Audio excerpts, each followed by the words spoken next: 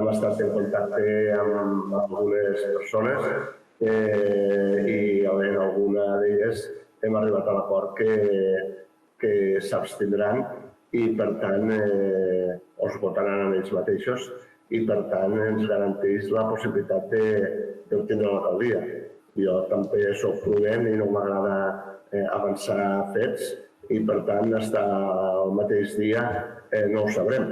Però, en principi, hem de creure en aquella paraula que algunes persones ens han donat. Jo ja he dit, no m'agrada avançar fets.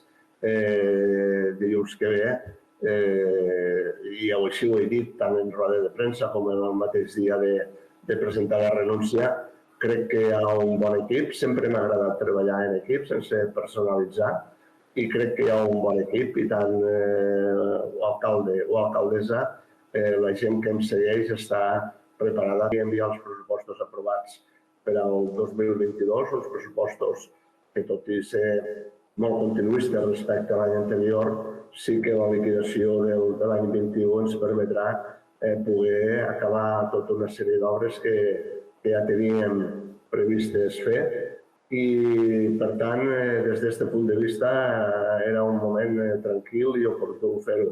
Per altra banda, no hem d'oblidar que d'aquí un any hi ha eleccions i jo sempre he pensat que quan un s'ha de retirar ho ha de fer amb temps necessari per a que la gent que ha de continuar pugui tindre aquest aprenentatge i, en aquest cas, l'alcalde o l'alcaldessa, des del lloc on se voldrà presentar-se. De reptes sempre n'hi ha molt. L'estabilitat de la plantilla municipal és un dels reptes importants. Em dol no haver pogut acabar o poder solucionar aquesta situació dins del mandat en el qual jo he exercit com a alcalde i, per tant, este és un repte. Un altre repte que tenim és la situació, per exemple, de la piscina coberta municipal.